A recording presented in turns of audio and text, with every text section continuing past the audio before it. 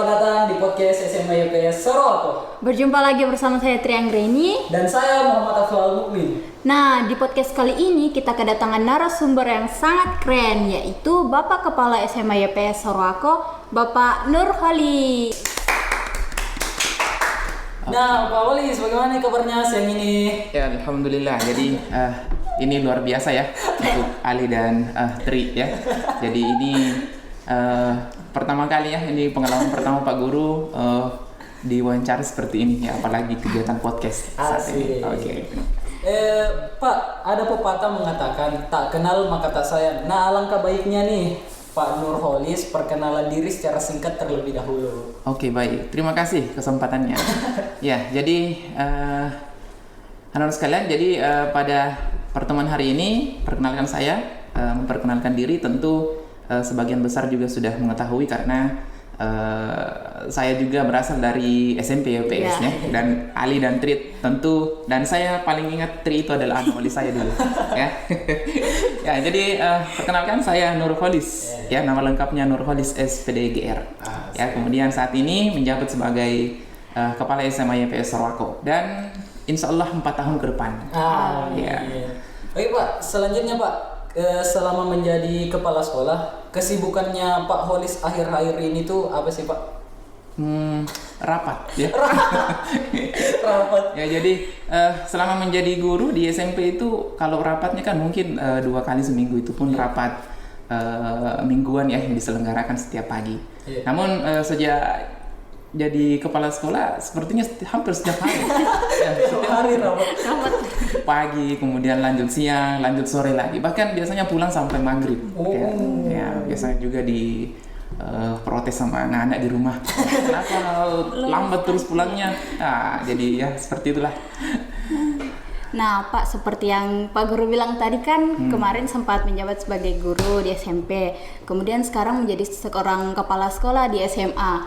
Itu bagaimana sih Pak proses yang Pak Guru jalani sampai bisa menjadi seorang kepala sekolah? Pertanyaannya luar biasa ya. Jadi sepertinya jawabannya jawab panjang ya. Aman. Ya, jadi Tri, kita di Yayasan Pendidikan Soroako, terdiri dari 6 unit sekolah ya, 2 TK, kemudian 2 SD, 1 SMP dan 1 SMA. Nah, tentu dibawahi oleh ketua yayasan dan dihandle langsung oleh direktur Sekomya, dalam hal ini Ibu Sulaini. Jadi setiap 4 tahun sekali memang pergantian manajemen di unit ya. Jadi pergantian manajemen itu setiap 4 tahun sekali. Kemudian setelah selesai maka akan dibuka undangan ya, dibuka pengumuman ya, bahwa siapa yang akan mau mengikuti rekrutmen untuk kepala sekolah ini. Nah, saat itu ya Pak Guru juga pada dasarnya juga tidak pernah membayangkan bahwa akan dipanggil ya. Saya tidak pernah membayangkan seperti itu, dan karena memang dalam kepala saya memang ya saya hanya akan menjadi guru biasa saja. Guru IPA di SMP, tapi ya saat itu saya diundang. Kemudian ya namanya undangan itu juga wajib kita ikuti, menghormati undangan. Apalagi yang undang ini adalah ketua yayasan ya. Kita yang diundang direktur, sehingga ya ini juga sebuah penghormatan ya. Sehingga saya hargai itu dengan mengikuti seleksi yang telah ditetapkan. Jadi seperti itu. Kemudian saya ikuti prosesnya, buat slide presentasi, kemudian menceritakan pengalaman yang selama kurang lebih 10 tahun ya menjadi guru. Nah, jadi ya seperti itulah, bicara dengan pengurus yayasan, direktur, kemudian ya jadi seperti inilah. Sampai di sini. Akhirnya sampai di sini. Ya seperti itu ya. Oke Pak, tadi kan Pak Guru bilang kalau tadi semuanya rangkaian kegiatan itu dari yayasan. Nah, apa sih Pak, kalau boleh tahu penilaian tersendiri menurut Pak Holis dari pihak yayasan untuk memilih seseorang atau mungkin guru menjadi seorang kepala sekolah? Iya. Ya, jadi betul. Jadi anak sekalian, tentu yayasan juga pasti mempunyai kriteria ya. Dan itu tidak disampaikan ke kami. Saat itu juga saya bertanya ya, kenapa ya sampai saya dipilih? Saya hanya mengikuti prosedurnya, mempersiapkan presentasi, kemudian wawancara.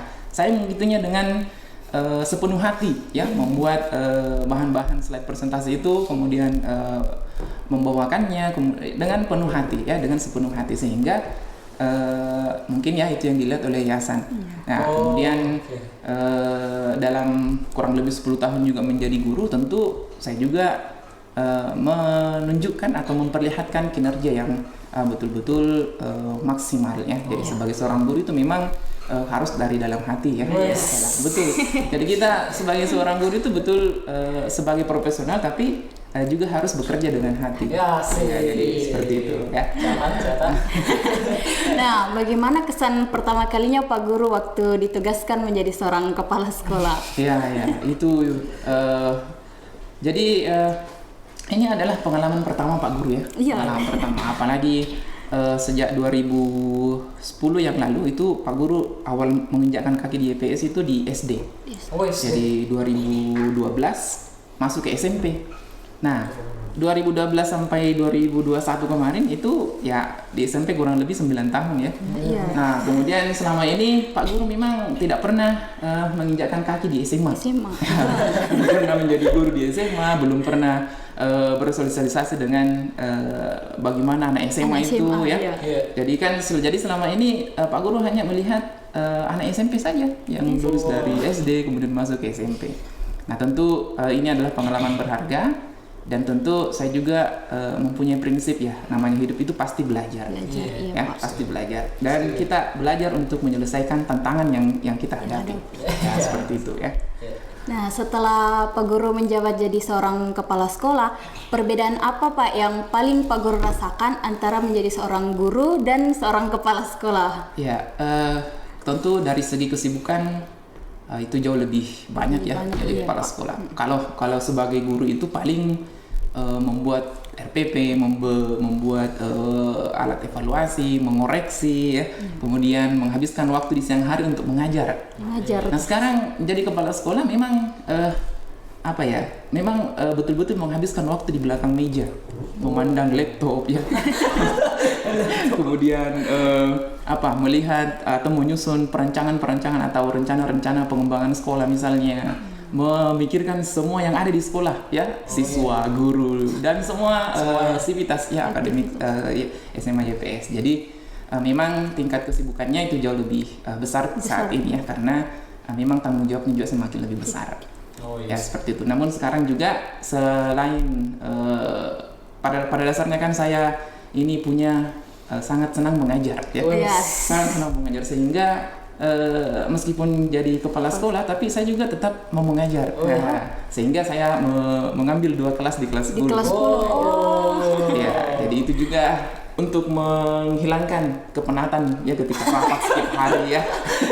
Jadi guru juga. Ya, jadi ada kesenangan tersendiri ketika bertemu dengan anak-anak, berbicara tentang apapun ya, memotivasi ya, mengajarkan fisika ya, kebetulan background saya fisika, sehingga tentu kalau 4 tahun ke depan ya, dalam waktu 4 tahun itu Pak Guru tidak mengajar, maka ya hilang fisikanya. Iya, jadi sehingga juga itu juga alasan saya kenapa sampai saya juga harus mengajar maksimal atau minimal mungkin 1 kelas saja yang saya harus ajar.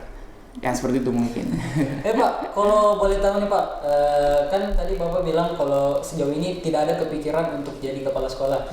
Nah, kalau boleh tahu Pak, sejauh ini pernah nggak Pak Holis itu kepikiran untuk mempunyai cita-cita, saya mau jadi kepala sekolah? Atau kalau tidak, kalau boleh tahu cita-cita yang Pak Holis dulu itu apa sih? Kalau dulu ya, waktu SD itu saya mau jadi astronot. Saya mau jadi astronot. Astronot ya? Ya kan SD ya, masih lugu ya, masih lugu.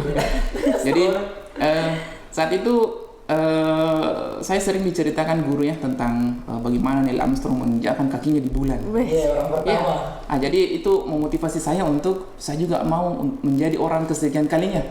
Ya, menginjakkan kaki di bulan ya. Ya, saat itu saya mau bercita-cita jadi seorang guru. Tapi lama-kelamaan ya masuk SMP berubah lagi. Ya. Jadi apa itu Pak? Saya di SMP itu saya mau jadi seorang dokter. Dari astronot ke dokter. Ya. Terus jadi guru. Ya namanya remaja kan pasti selalu mau mencari jati dirinya. Nah sehingga saat itu ya di SMA ya saya termotivasi dengan salah seorang guru saya tuh, dan kebetulan dia adalah guru fisika juga. Ya, sehingga di SMA itu saya memutuskan untuk mau menjadi seorang guru juga. Ya, guru fisika. Mengikuti jejak guru saya saat itu. Ya. Tercapai ya. Dan alhamdulillah tercapai, betul ya, tercapai. Ya Pak, sebenarnya nih sejauh ini Pak, dari yang Pak Holis amati, selama menjadi kepala sekolah, apa sih tugas utama atau tugas pokok menjadi seorang kepala sekolah, terutama di SMA IPS Sorowako? Ya, jadi Tri dan Ali, jadi sekolah itu pasti mempunyai visi dan misi. Yes. Dan visi dan misi itulah yang kita jadikan sebagai tolak ukur dan patokan kita bahwa mengembangkan ini sekolah ke arah mana. Nah itu tentu visi dan misi kita. Jadi mungkin Ali dan Tri tahu ya bahwa kita ingin membuat lulusan kita itu mempunyai karakter, ya, mempunyai karakter yang bagus, kemudian mempunyai daya literasi yang baik, ya, kemudian mempunyai berkemampuan ya global, ya, berpikir global, kemudian tentu mencintai lingkungan. Nah itulah visi kita di sekolah. Nah, kemudian apa yang kita lakukan untuk mencapai visi itu?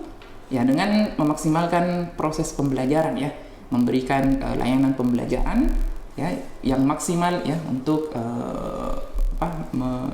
mendapatkan, ya, atau mencapai visi yang sudah kita tetapkan. Nah, menurutnya Pak Guru, visi misi SMA IPS itu sudah terwujud atau belum? Ya, jadi kita mempunyai target, ya. Jadi setiap tahun itu kita punya target. Kalau misalnya tujuan utama kita di SMA itu kan perguruan tinggi, ya. Perguruan tinggi. Kalau kita targetkan tahun ini mungkin 50% dari siswa kita kelas 12 itu diserap oleh perguruan tinggi negeri favorit. Tahun depan kita tingkatkan lagi. 60%. Tahun depan kita tingkatkan lagi. Jadi pada dasarnya setiap tahun itu kita mempunyai program untuk merancang seperti apa untuk menghasilkan itu, ya. Jadi di awal tahun memang kita sudah tetapkan itu. Nah, dari sejauh ini kurang lebih berapa bulan Pak Guru jadi Kepsek di SMA? Bulan 9, ya. 7 bulan kurang lebih. Kurang lebih 7 bulan nih Pak. Tantangan terberat apa yang Pak Guru telah rasakan sejauh ini?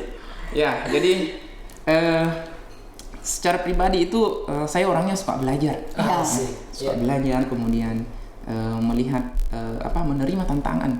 Kemarin di SMP saya kan jurusan fisika, saya tidak tahu menahu tentang komputer, ya, saya tidak tahu apalagi Excel, spreadsheet, ya. Nah itu kemarin di SMP, ya, saat di SMP di awal-awal tahun itu 2012 ke atas itu, ya, banyak hal yang saya pelajari, ya, tentu dari rekan-rekan juga, ya, ada yang saya lihat, ya, misalnya Pak Komang, ya, mungkin kenal Pak Komang. Ya, saya lihat dari beliau, ya, itu mempunyai mempunyai kekuatan untuk bisa belajar secara mandiri. Nah, itu yang saya tiru. Nah, jadi saya tiru, kemudian ada yang tidak saya pahami, saja bertanya ke dia. Jadi pada dasarnya apa yang kita hadapi dalam kehidupan, ya, tentu kita harus hadapi, jangan lari dari kenyataan. Harus belajar. Ya, karena itu memang untuk meningkatkan kompetensi kita sebagai seorang guru, ya, seperti itu. Karena ini yang akan kita mau turunkan ke anak-anak kita, ya. Jadi itu yang perlu kita miliki, ya, kemampuan untuk belajar kemudian menyelesaikan masalah yang kita hadapi. Ya Pak, tadi kan yang ditanya itu tentang tantangan terberat. Nah, sekarang apa sih Pak kesenangan tersendiri yang Pak Holis rasakan sejauh ini selama menjabat sebagai kepala sekolah di SMA IPS? Ya, tentu pengalaman baru. Pengalaman baru. Jadi kita hidup ini, apalagi umur Pak Guru baru 35 tahun. Masih muda. Masih. Jadi saya bisa mengatakan bahwa semua kepala sekolah yang ada di Yayasan Pendidikan Sorowako, mulai dari TK sampai SMA, itu saya yang paling muda. Ya. Nah, sehingga ini adalah menjadi pengalaman dan pembelajaran juga dalam kehidupan. Ya, seperti itu. Jadi namanya tantangan, ya tantangan, tapi kita enjoy saja, ya. Enjoy saja, kemudian cari solusi, ya, jika itu ada masalah. Kalau mentok di situ, kita punya kawan, kita punya teman, kita punya keluarga minta bantuan. Betul, jadi seperti itu mungkin. Baik Pak, kan kemarin Bapak di SMP menjabat sebagai guru. Nah sekarang naik ke SMA langsung menjadi kepala sekolah. Bagaimana cara Pak Holis menangani anak-anak yang di SMP itu notabene ya pemikirannya istilahnya belum cukup dewasa lah Pak. Dan di SMA itu kita sudah beranjak dewasa dan istilahnya juga sudah cukup bebas. Nah, bagaimana Pak Nurholis menyikapi perbedaan antara SMP dan SMA itu sekarang? Betul. Jadi satu kesyukuran juga ya, anak sekalian, bahwa di SMP EPS itu yang masuk ke SMA itu sebagian besar dari SMP. Itu yang saya syukuri. Artinya apa? Jadi dari segi kedekatan itu saya juga sudah punya kedekatan dengan anak-anak yang sudah yang dari alumni SMP EPS. Nah sehingga tentu saya mengetahui seperti apa perkembangan anak-anak ini. Nah tentu perlakuan antara SMP dan SMA itu kan berbeda, apalagi dari segi kemandirian. Nah untuk tingkat SMA itu pasti jauh lebih mandiri daripada SMP. Nah itu yang harus dipahamkan. Jadi Bapak Guru itu tentu mempunyai ilmu dasar tentang psikologi pendidikan remaja. Ya, jadi kalau umur 10 sampai 15 tahun itu diapakan, bagusnya diapakan gitu. Dianggap teman kah, atau mungkin misalnya dianggap sebagai tawanan misalnya, harus diatur sana atau sini ya kan. Ya, kalau tingkat anak SMA itu memang umurnya memang itu ya bagusnya selalu mau mendapat pengakuan. Pengakuan, kemudian tidak dianggap lagi seperti anak kecil. Nah, tidak perlu lagi di remote sana, remote sini ya. Tidak perlu, sehingga tentu anak SMA itu jauh lebih mandiri daripada anak SMP. Seperti itu, ya. Nah, menurutnya Bapak, apa yang perlu remaja sekarang bangun dan kembangkan untuk bisa menjadi seorang pemimpin di masa depan nanti? Betul ya. Jadi tentu sesuai dengan visi misi kita ya, tentu karakter. Jadi di divisi yang pertama kita itu membentuk insan atau lulusan yang berkarakter. Nah, karakter apa yang akan kita tumbuhkan ya dalam diri anak-anak kita sehingga di masa depan nanti itu mereka tidak mereka bisa menghadapi tantangan hidup. Dan tentu yang kejujuran ya. Jadi kita di sini mempunyai 6 karakter dasar yang harus dimiliki oleh setiap siswa ya. Seperti itu. Jadi jujur, disiplin, tanggung jawab, pantang menyerah. Ya kan? Apalagi dua? Jadi itu karakter itu yang akan kita bangun ya sampai dimiliki oleh lulusan kita di sini. Dan itu tentu akan dipergunakan di masa yang akan datang. Di Indonesia Emas nanti tahun 2040 ya. Jadi remaja-remaja yang saat ini, kalian nanti tahun 2040 itu adalah orang-orang yang akan memimpin masa depan bangsa Indonesia. Ya, seperti itu. Jadi kita guru-guru di sini hanya bertugas untuk mempersiapkan kalian di masa yang akan datang. Jadi kalau belajar fisika ya, saya selalu mengatakan Pak Guru mengajar fisika itu bukan memaksa kalian untuk memahami rumus-rumus. Tapi berpikir kreatif. Bagaimana ilmuwan itu mendapatkan rumusnya sehingga bisa diselesaikan. Ya, seperti itu. Jadi berpikir kreatif yang kita mau tanamkan di situ. Nah, berpikir kritis, mengamati gejala-gejala alam yang ada di sekitar kita. Ya, kemudian memaknainya. Kemudian setelah itu, ternyata ada rahasia, ya, ada rahasia di balik angka-angka itu, kejadian-kejadian itu yang Tuhan mau kita lihat. Ya, seperti itu. Jadi namanya pembelajaran itu ya tentu bukan hanya sebatas nilai-nilai saja ya, sekalian, bukan hanya sebatas nilai. Seperti itu mungkin. Nah, apakah Pak Guru itu punya dari diri Pak Holis sendiri punya strategi khusus untuk meningkatkan kualitas siswa-siswi di SMA EPS Pak, baik dari segi akademik maupun non akademik Pak? Ya, jadi tentu program-program yang mendidik yang akan kita laksanakan, misalnya mulai dari kelas 10 kita identifikasi ya, kita melakukan tes diagnostik kemampuan awalnya di mana. Ya, apalagi nanti kalau kita menerapkan kurikulum merdeka ya, kurikulum merdeka itu kita terapkan di kelas 10, tentu kita akan melihat sejauh mana kemampuan anak-anak yang akan masuk di kelas 10 di setiap mata pelajaran itu. Kemudian nanti naik kelas 11 dan kelas 12 itu akan masuk ke penjurusan. Nah, di tes diagnostik lagi, ini minatnya di mana? Ya, apakah dia minatnya di IPA, minatnya di PS, kita masukkan di sana. Nah, kemudian kedepannya kita juga akan mencoba melaksanakan penerapan kurikulum sistem SKS. Apa itu, Pak? SKS itu sistem kredit semester. Ya, yang memungkinkan siswa bisa selesai dalam waktu 2 tahun. Di SMA? Iya, Di SMA. Iya, kita akan terapkan seperti itu. Tapi ini Pak Guru masih dalam proses pembelajaran ya, karena kita lihat ya seperti apa. Apakah semua bisa fasilitas yang kita miliki, daya sumber daya manusianya, kemudian ada dukungan juga dari pemerintah. Nah itu sepertinya masih panjang ke depan. Tapi kita rencanakan ya, kita rencanakan saat ini. Semoga Ya, seperti itu. terwujud. Ya, sepertinya sudah lulus nanti. Selanjutnya nih Pak, apa harapan atau mungkin ya istilahnya target lah harapan Bapak ke depannya untuk SMA IPS terutama untuk siswa-siswinya? Ya tentu saya selalu berpatokan pada visi misi ya.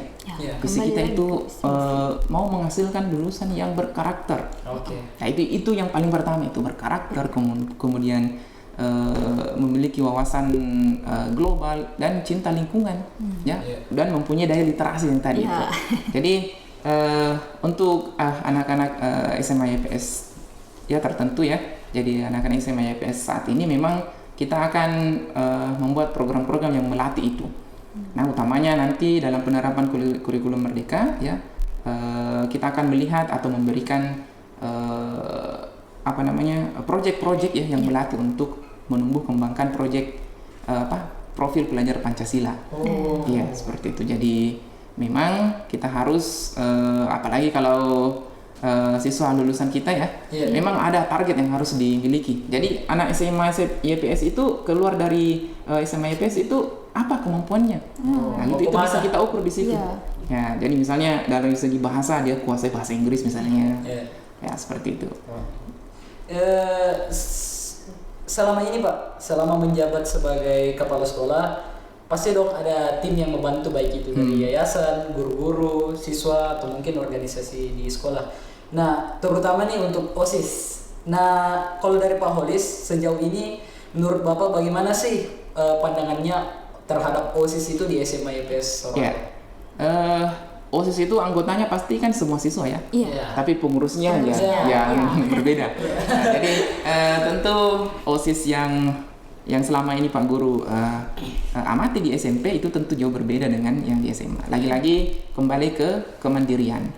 Jadi tentu anak seusia SMA mulai dari kelas 10 sampai kelas 12 itu tentu jauh lebih mandiri daripada anak SMP. Nah, sehingga program-program yang dicanangkan atau disusun oleh pengurus OSIS SMA itu pasti jauh lebih lebih jelas, lebih detail, dan tentunya jauh lebih mandiri dalam pelaksanaannya. Nah, berbeda dengan OSIS yang di SMP harus dibantu gurunya, harus dibuatkan program dan seterusnya. Nah seperti itu. Jadi Pak Guru melihat dari segi kemandirian, ya, dan tentu dari segi tanggung jawab juga. Saya melihat di sini banyak ya pengurus-pengurus OSIS yang sudah terpilih itu tanggung jawabnya juga luar biasa. Ya seperti itu, bisa dijadikan partner kerja ya, bisa dijadikan partner kerja dalam mencapai tujuan atau cita-cita kita bersama di sekolah ini. Ya seperti itu mungkin. Nah kurang lebih beberapa bulan lagi kan kita akan mengadakan PPDB nih Pak. Iya betul. Apa yang ingin Pak Guru sampaikan kepada masyarakat luas tentang SMA IPS Sorowako ini Pak? Ya. Jadi pada dasarnya kita SMA IPS ini itu adalah fasilitas support dari PT Vale. Ya. Jadi kehadiran Yayasan Pendidikan Sorowako memang diperuntukkan untuk karyawan dan anak-anak asli Sorowako ya, yang termasuk dalam masyarakat lokal terdampak di 4 pemberdayaan ini. Tentu keberadaan sekolah kita ini sangat mensupport ya, sangat mendukung program dari PT Vale, karena memang sekolah tentu karyawan-karyawan yang direkrut oleh PT Vale itu tentu akan bertanya apakah di sana ada sekolah. Ya tentu dia punya anak mungkin usia sekolah ya, SD, TK, SMP, SMA. Nah jadi kita betul-betul mempunyai nilai jual di sana. Sehingga memang dari segi ketersediaan kita di sini betul-betul membantu ya, perusahaan untuk memberikan layanan pendidikan bagi anak-anak karyawan. Ya seperti itu. Nah selanjutnya nih Pak, kami dari OSIS buat question box di Instagram. Nah mungkin pertanyaannya akan saya bacakan dan Bapak bisa mungkin jawab nanti. Iya. Nah, di sini ada 2 orang nih Pak yang bertanya di Instagram. Yang pertama dari @Zulfikri Rahmat, kira-kira keputusan tersulit apa yang pernah diputuskan oleh Pak Holis di waktu beliau menjadi kepala sekolah? Keputusan tersulit? Iya. Ya, keputusan tersulit itu pasti yang paling sulit ya, memilih di antara 2. Asik. Iya kan? Kita sudah punya 2 yang terbaik ya. Okay. Katakanlah punya 5, diseleksi 1 lagi. Ya kan? Diseleksi lagi. Yang paling sulit adalah memilih di antara 2. Ya, Contohnya, itu dia. Pak. Contohnya. Ya misalnya apa ya? Dalam rapat misalnya ya. Dalam rapat ada program yang akan kita laksanakan. Ada yang pro, ada yang kontra. Nah, itu yang masalahnya. Apalagi katakanlah waktunya juga sudah mepet mau dilaksanakan. Nah, jadi dalam pemilihan atau penentuan keputusan tentu harus berhati-hati karena harus melihat apa ya manfaatnya nanti ya, apa akibatnya, kemudian apa yang harus dilakukan jika itu terjadi ya dalam hal antisipasi. Jadi itu yang paling sulit menurut Pak Guru. Memilih Pak, selanjutnya dari @_Jovita Rene. Apa perasaannya Pak Holis pas tahu kalau terpilih jadi kepala sekolah? Ya, perasaan ya? Iya, perasaan. Ya tentu saat itu sore hari ya, sore hari. Jadi sebelum saya ditelepon saat itu, Pak Holis namanya masuk ya dalam daftar undangan untuk mengikuti seleksi. Ya. Saat itu saya bermain bulu tangkis, ditelepon untuk mengikuti itu. Akhirnya dengan berani ya, dengan menerima ya, saya mengikuti tes seleksi yang seperti tadi saya sampaikan di awal. Nah, ketika pengumuman, ya sebenarnya saya mengikuti itu, saya hanya berpikir paling kalaupun misalnya saya jadi manajemen ya, salah satunya itu paling saya jadi Wakasek saya di SMP. Mentok-mentoknya di situ. Karena tidak pernah memikirkan bahwa saya nanti akan jadi kepala sekolah gitu. Nah, saya ikuti saya paling jadi Wakasek gitu. Coba-coba saja dulu. Coba-coba saja. Apalagi saya sudah kurang lebih 10 tahun di ITS, tentu menjadi guru juga adalah sebuah kebanggaan ya. Namun pengalaman-pengalaman yang pertama dalam hidup itu tentu tidak boleh kita pandang sebelah mata ya. Tentu kita lihat, kita cari pengalaman lagi ya, pengalaman apa yang bisa kita lebih pelajari lagi. Nah, kemarin waktu diumumkan saat itu melalui email ya, saya tidak percaya sebenarnya, sehingga mulai dari urutan 1, 2, 3, 4, 5, 6 ya, kan 6 ya, 6 urutan urutan sekolah kita mulai dari TK sampai SMA. Nama saya ada di urutan ke-6. Ya, saya masih berpikir saat itu, masa saya jadi kepala sekolah ini? Nggak mungkin, ya. Saya tidak percaya sampai betul-betul diumumkan dengan secara lisan. Ya, dan saat itu, ya kita nikmati saja. Kita nikmati saja karena ini adalah amanah, ya amanah yang diberikan oleh yayasan dan tentu kita sebagai guru Yayasan Pendidikan Sorowako harus menerima itu. Ya, terima kemudian jalankan karena selalu kita yakin bahwa ada orang-orang di sekitar kita yang akan selalu membantu ketika ada masalah. Ya seperti itu mungkin. Tapi dari Pak Guru sendiri tidak ada kayak niat dari dalam dirinya untuk tolak itu. Oh iya. Bagaimana Pak? Pernah kepikiran nggak? Sebetulnya lagi-lagi kembali ke pribadi ya. Jadi menerima tantangan itu sebenarnya bukan juga lari dari kenyataan. Ketika ditawarkan kemudian menolak itu pada dasarnya kan belum tentu juga kita yang terpilih. Belum jelas. Belum tentu juga kita yang terpilih. Saya berpikir saya ikuti ini, saya diundang, artinya saya menghormati undangan. Kalau saya tolak berarti saya sudah yakin bahwa saya akan dipilih. Ya kan? Nah, saya tidak berpikir seperti itu. Saya menolak kayak seolah-olah kepedean. Sehingga ya memang ya namanya, tapi kembali lagi ke pribadi masing-masing ya. Jadi mungkin saya secara pribadi selalu melihat itu sebagai sebuah tantangan ya, tantangan dalam hidup. Dan karena ini tantangan, tentu kita harus hadapi masalah apapun yang kita hadapi. yakin saya pasti ada solusinya. Iya. Pasti ada solusinya. Kalau tidak datang dari kita, pasti solusinya datang dari orang lain. Ya seperti itu. Dan kita sebagai umat beragama tentu selalu yakin bahwa apa yang ditakdirkan oleh Tuhan itu, yakin saja bahwa itu kita bisa mampu menjalaninya. Optimis. Ya seperti itu mungkin.